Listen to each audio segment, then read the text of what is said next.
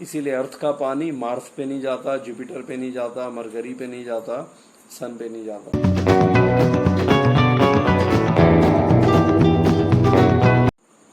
Hello everyone, आज हम बात करेंगे hydrosphere, oceans and their circulation. ये चैप्टर नंबर 5 है क्लास 7th के लिए। और इसके अंदर सबसे पहले हाइड्रोस्फीयर जानो। जो भी टोटल वाटर अवेलेबल है अर्थ पे वो सारा मिला के हाइड्रोस्फीयर बनता है। तो हाइड्रोस्फीयर में आपके ओशियन, आपका gulf, bay like bay of Bengal, sea like Mediterranean sea. So जो भी वाटर बॉडी हैं लाइक रिवर हैं, ओशियन है, सी हैं, ये सब मिला के हाइड्रोस्फीयर बनता है। इसके बाद ओशियन। ओशियन आपके 5 हैं टोटल, आपको पता ही है कौन कौन से। पहला है पैसिफिक जो सबसे बड़ा है, इसके बाद है अटलांटिक। देखो ये मैं दिखा रहा हूँ आपको। पहला है पैसिफिक, दूसरा है अटलांटिक, तीसरा इंडियन। ये तीनों लाइन से बिल्कुल हैं। लाइन से क्या मतलब, ऐसे हैं। पहला पैसिफिक हो गया, अटलांटिक हो गया, इंडियन हो गया, फिर ऊपर हो गया आर्कटिक ओशियन और नीचे अंटार्कटिका है। तो अंटार्कटिक ओशियन भी इसको कहते हैं, साथ में इसको साउदर्न ओशियन भी कहते हैं, क्योंकि नॉर्थ पोल ऊपर हो गया और साउथ पोल नीचे है। तो साउथ पोल साउदर्न ओशियन है ना। तो ये आपको क्लियर है अब कि हमारे पास 5 ओशियन है पूरे अर्थ पे। और इसके अलावा ये चैप्टर जहां से आपका स्टार्ट होता है तो वो आपको ये बताना चाहता है कि आपने जब स्पेस में से, है ना, स्पेस अर्थ हो गई, अर्थ को आप जो अभी आप देखो, अभी जो आपको स्क्रीन पे दिख रहा है ये क्या है, ये अर्थ है। अर्थ अभी आपको कैसे दिख रही है, ब्लू दिख रही है, कहीं पे ब्राउन दिख रही है, कहीं पे ग्रीन दिख रही है। तो जो ब्लू पार्ट है दैट इज वाटर, है ना। ओशियंस जो हैं, ओशियन का जो पानी है वो स्पेस से कैसा नजर आता है, ब्लू नजर आता है। ठीक है। तो हमारे पास जो पूरा वाटर है, अगर सबसे पहले बात कर लेते हैं कि अर्थ का कितना परसेंट पार्ट जो है वो वाटर से ढका हुआ है। Around 71%। 71% part of the earth is covered with water. Water से ढका हुआ है। अब इस 71% को अगर 100% मान लो, मतलब पूरे उस 71% की स्टडी करेंगे तो हमारे पास उसमें से केवल 1% वाटर ही फ्रेश वाटर बचता है, जो हमारे लिए अवेलेबल है पीने के लिए, इरिगेशन के लिए, जो भी हमारे जो डेली यूसेज हैं उनके लिए। ठीक है। तो सीधी सी बात करते हुए इसके अलावा जो 97.3% मतलब पूरे 100% जो अवेलेबल है वाटर हमारे पूरे अर्थ पे अंडरग्राउंड में, मतलब जमीन के नीचे भी तो वाटर है ना, ट्यूबवेल से हम बाहर निकालते हैं, या रेन वाटर है, या फिर शीट्स हैं, ग्लेशियर शीट्स, इन सभी को मिला के इसका टोटल 97.3% जो वाटर है वो हमारे लिए यूजफुल ही नहीं है। क्यों? क्योंकि वो ओशियन में है, सी में है, गल्फ में है। अब समुद्र का पानी हम क्यों नहीं यूज कर पाते अपने पीने के लिए? इवन आपको पता है जो ओशियन में जो वाटर है, जो सी में जो वाटर है, उस पानी से हम अपने खेतों में इरिगेशन भी नहीं कर सकते, मतलब फसलों की सिंचाई नहीं कर सकते। Simply we cannot irrigate our fields, irrigate our crops with the ocean water. Why? क्यों?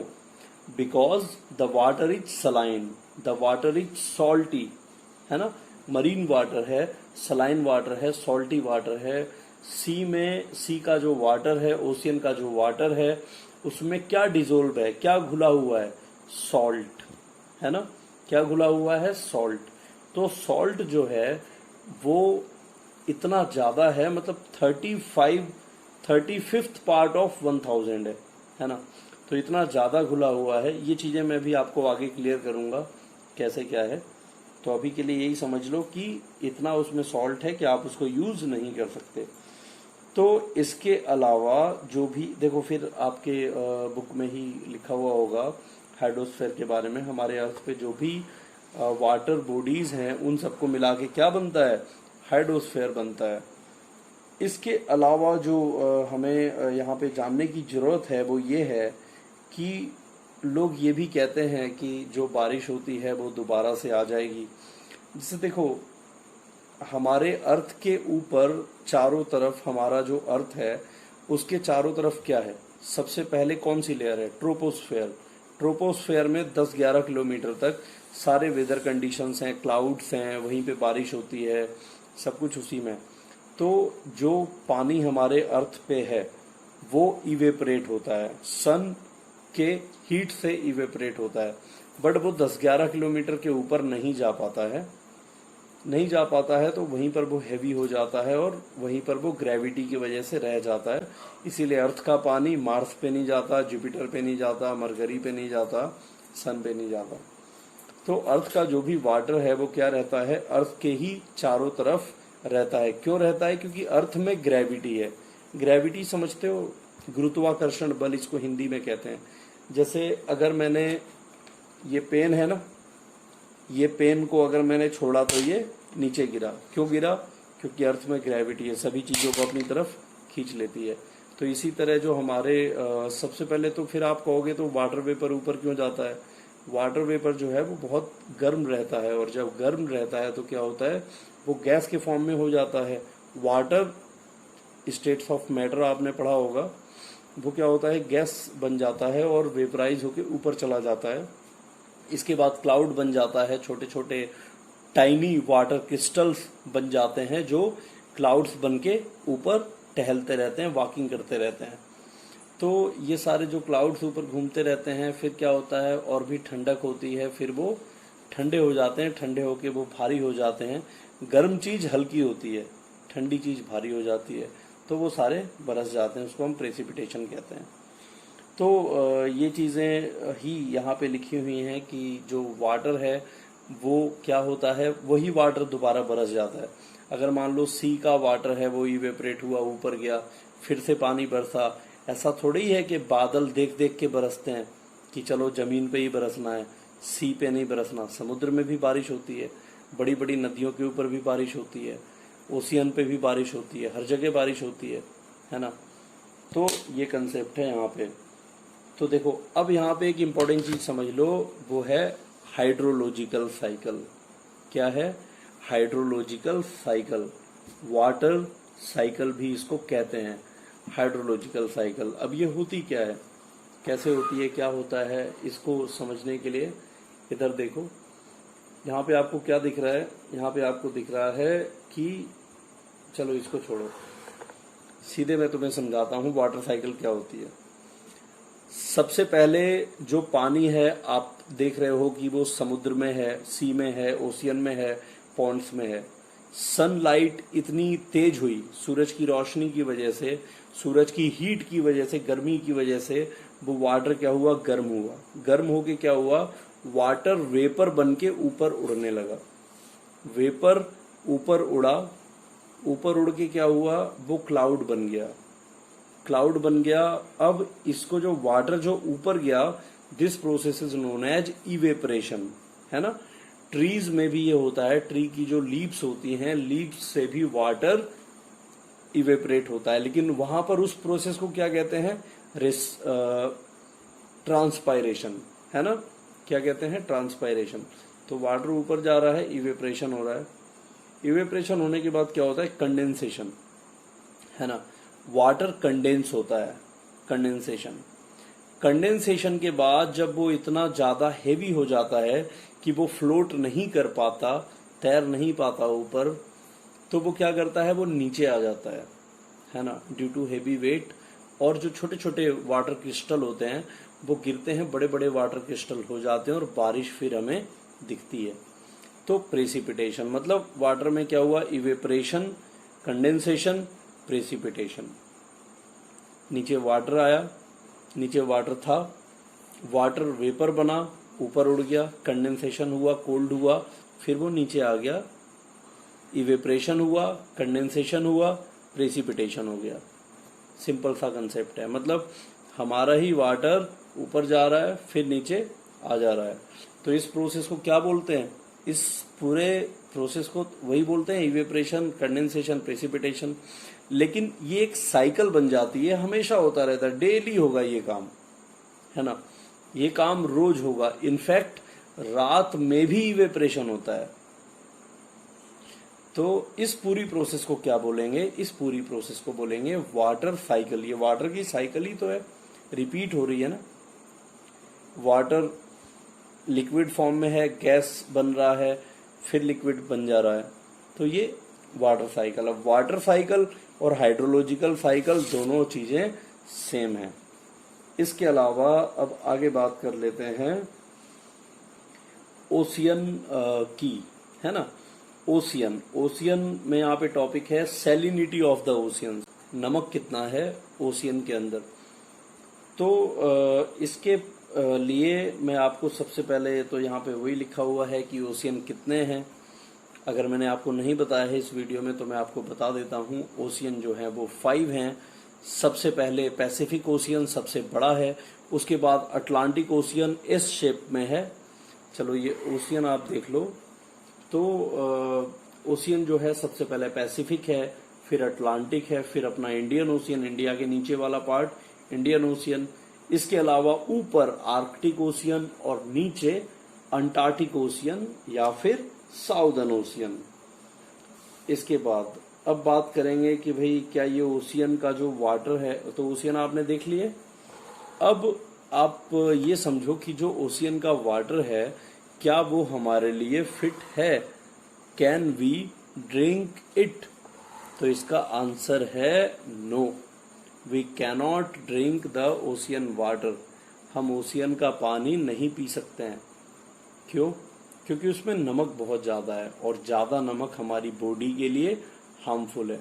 हमारी ह्यूमन बॉडी के लिए ही नहीं, इनफैक्ट जो प्लांट्स होते हैं उनके लिए भी ज़्यादा सॉल्ट हानिकारक है, हार्मफुल है। तो फिर ये जो ओशियंस हैं, ओशियन की जो सैलिनिटी है वो कैसे हुई? ओशियन में इतना नमक कैसे गया? ओशियन सलाइन क्यों हुए?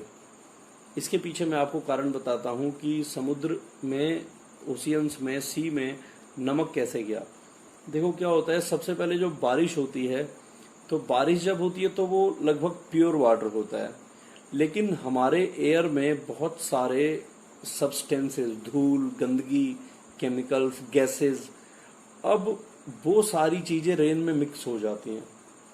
तो रेन वाटर उतना प्योर नहीं रहता जितना अंडरग्राउंड वाटर प्योर होता है। मतलब आप एक हैंडपंप से, चापाकल जो होता है उससे आप पानी निकाल के पियोगे, वो ज्यादा प्योर है बजाय कि आप रेन वाटर पियो, बारिश का पानी पियो।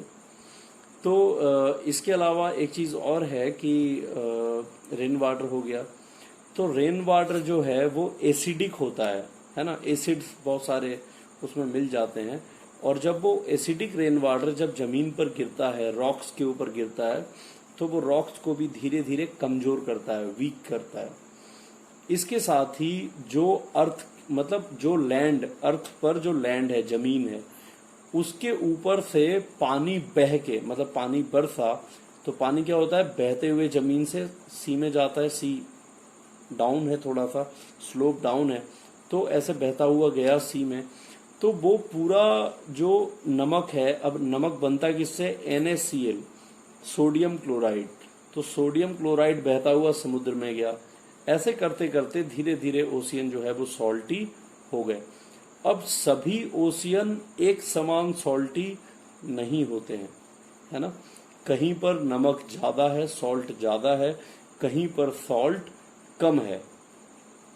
इसके अलावा इस पैराग्राफ में आपके समझाने के लिए, हाँ, एक चीज और है कि एवरेज सैलिनिटी कितनी है, ओशियन की एवरेज सैलिनिटी कितनी है। तो ओशियन की एवरेज सैलिनिटी है 35th पार्ट ऑफ 1000 ग्राम। मतलब अगर आप 1000 ग्राम, मतलब 1 किलो, 1000 ग्राम मतलब 1 किलो अगर सी वाटर आप लाए तो उसमें 35 ग्राम आपको सॉल्ट आसानी से मिल जाएगा। ये हो गया एवरेज। लेकिन ये एवरेज हर जगह पे काम नहीं करता है। एक डेड सी है, क्या है? डेड सी। वहां पर 5वां पार्ट जो है वो नमक मिलता है। मतलब हो गया कि अगर आपने 10 किलो पानी भरा समुद्र से, उसको रख दिया इवेपोरेशन होने के लिए, पानी सारा उड़ गया, या आपने उसको गर्म ही कर लिया, तो उसके अंदर 2 किलो नमक मिलेगा, है ना। तो ये चीज़ है। इसके अलावा आपको यहाँ पे और बताने के लिए, और बाकी आपको मैं सारी चीज़ें बता चुका हूँ, ठीक है। तो इसके बाद हम बात करते हैं डेड सी। डेड सी के बारे में मैंने आपको बताया ओशियन जो है वो कैसे हो जाता है सलाइन, है ना, कैसे उसमें नमक इतना हो जाता है। इसके अलावा है आपका कि हाँ देखो, डेड सी हो गया, या कहीं पर भी जहां पर नमक इतना ज़्यादा डिजोल्व्ड है, तो नमक इतना ज़्यादा कहीं पे भी अगर डिजोल्व्ड है तो वहां पे क्या होता है, वहां पे डेंसिटी बढ़ जाती है वाटर की। मतलब आपको ये जान के बड़ा अजीब लगेगा कि अगर आप डेड सी में जाओ तो वहां पे ना आप वहां डूबोगे नहीं। आपको स्विमिंग मतलब तैरना नहीं भी आता है तब भी आप वहां पे डूबोगे नहीं। क्यों? क्योंकि जो पानी है ना, पानी की डेंसिटी इतनी ज्यादा है कि वो आपको डूबने नहीं देगा।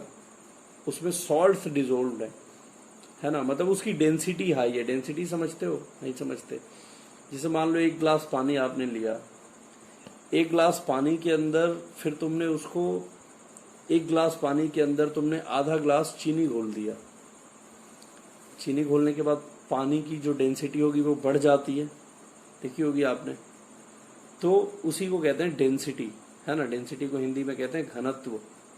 तो वहां की डेंसिटी इतनी ज्यादा है डेड सी की कि आप वहां पे जनरली नहीं डूबेंगे। अच्छा, इसके अलावा अब हम पढ़ेंगे temperature of the oceans. Temperature जो ओशियन का है वो कैसा है, चलो मैं तुमको दिखाता हूं। यहाँ पे देखो, अर्थ हो गया। अर्थ में एक लाइन बीच से होके जाती है। पूरे अर्थ को हमने दो भागों में बांटने के लिए एक लाइन बीचों बीच निकाली है।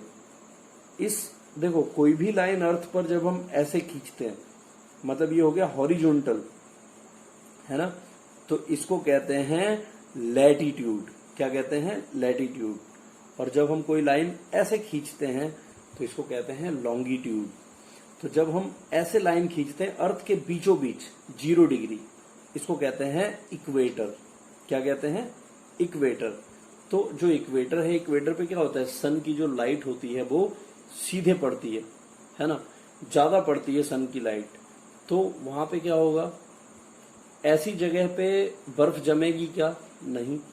अर्थ पे ऊपर जाओगे, नॉर्थ पोल है, वहां पे सूरज की रोशनी सीधे नहीं पहुंचती है, तो क्या होगा, वहां पे बर्फ जमेगी।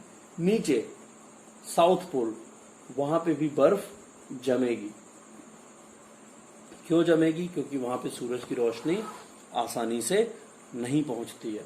समझ रहे हो आप बात को? अब इससे आप समझ ही गए होगे कहाँ पे बर्फ ज्यादा जमेगी। तो बर्फ जमेगी नॉर्थ पोल और साउथ पोल के नजदीक में, है ना। क्लियर है आपको? ये मैंने आपको ये भी बताया लैटिट्यूड क्या होता है, लॉन्गिट्यूड। जो भी अर्थ पे ऐसी लाइंस खींची हुई हैं हॉरिजॉन्टली, इसको हॉरिजॉन्टल कहते हैं। और इसको, ये हो गया वर्टिकल, ये हो गया हॉरिजॉन्टल। तो जितनी भी हॉरिजॉन्टल लाइंस हैं they are known as latitudes, जितनी भी लॉन्गिट्यूडनल लाइंस हैं they are known as longitudes. तो लैटिट्यूड, लॉन्गिट्यूड, है ना। इसके बाद है आपका, हाँ अच्छा, एक चीज और है कि जो पानी होता है ना, लैंड और वाटर दोनों में अगर कंपेयर करें तो लैंड जो होता है वो जल्दी हीट अप हो जाता है, गर्म हो जाता है, और ठंडा भी जल्दी होता है कंपेरेटिवली। लेकिन पानी जो होता है उसको गर्म होने में भी टाइम लगता है, और इसी तरह से ठंडा होने में भी टाइम लगता है। इसके बाद बात करेंगे ओशियन सर्कुलेशन, है ना। अब तुम कहोगे कि ओशियन में भी सर्कुलेशन होता है क्या? समुद्र में ओशियन सर्कुलेशन, आपने देखा होगा कहीं पे लहरें समुद्र में, मतलब कहीं पे भी बीच, बीच समझते हो, समुद्र का किनारा, तो वहां पे वेव्स देखी होंगी, ऐसे ऐसे लहरें चलती हैं। तो वो लहरें आखिर कैसे जनरेट होती हैं, लहरों का सर्कुलेशन कैसे होता है, ये सारी चीजें जो हैं इसके पीछे बहुत सारे रीजन है ना। सबसे पहला रीजन तो ये भी है कि जो अर्थ है वो घूम रही है। अर्थ के घूमने से हवा चलती है, जिसको हम कहते हैं प्लैनेटरी विंड्स। क्या कहते हैं? प्लैनेट, प्लैनेट है PLANET, प्लैनेटरी विंड्स। जो अर्थ के घूमने की वजह से होती है। इसको हम प्रिवेलिंग विंड्स भी कहते हैं, परमानेंट विंड्स। तो ये जो प्रिवेलिंग विंड्स हैं इनके वजह से भी हवा चलती है। जब ये हवा चलती है तो अगर वो हवा, आपने देखा होगा अगर कभी आंधी वगैरह आती है तो वो अपने साथ धूल उड़ाती है जमीन पे से, है ना।